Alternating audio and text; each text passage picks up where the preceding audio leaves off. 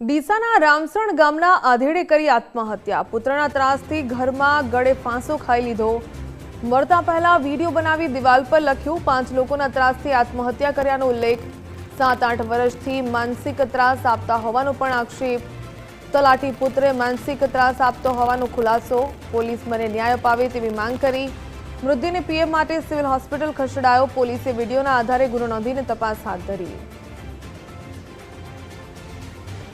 મારી નમ્ર વિનંતી,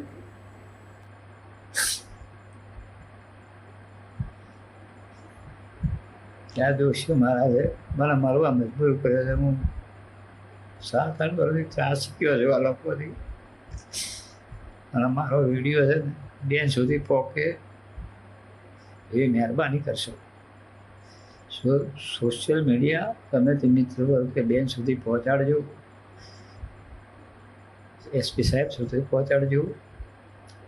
ત્યાં દોષીઓ ખતરનાક માણસો છે, મને તો મજબૂર કરો, બીજાને બી મજબૂર કરશે એવા માણસો છે।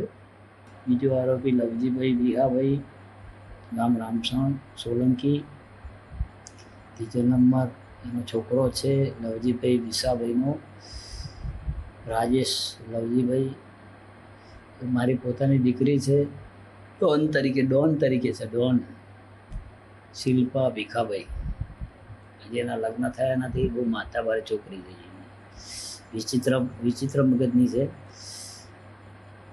5મો નંબર મારા છોકરાનો સસરો છે, એનું નામ છે મથુર શેદાભાઈ, ગામ કુચાવાડા।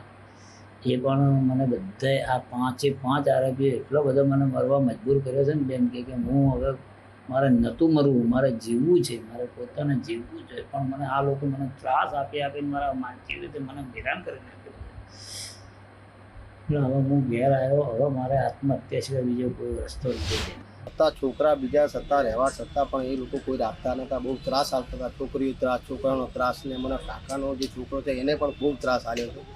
અમદાવાદ પહેલાં રહેતા હતા, અમદાવાદ નોકરી કરતા હતા, ને કદાચ ડીસા અમારી પાસે થોડા દાડા રહેતા હતા, ને 2 દિવસ માટે રામસણ ગામમાં ગયા। અમારા ગામમાં ખાડા બાડા પડ્યા હતા, રોડ બંધ થવાના કારણથી અમને ખાડા બીજા પુરાવા ગયા, અને 2 દિવસ જેવો રહેતા ને અમને અચાનક કયો અમને આ બધાના શોષણના કારણથી જે આઘાત લાગી ગયો, અને આઘાતના કારણે આ પગલું ભર્યું છે। એ લોકોના સત્તા પણ એ લોકોના નામ પણ આલ્યા છે, અમને વિડીયો બનાવ્યા છે, એમના નામ આલ્યા છે। એટલે પોલીસને નમ્ર વિનંતી કે એની જે બી થાય એની કાર્યવાહી થાય, ને જે બી આરોપી હોય એમને ધરપકડ થાય।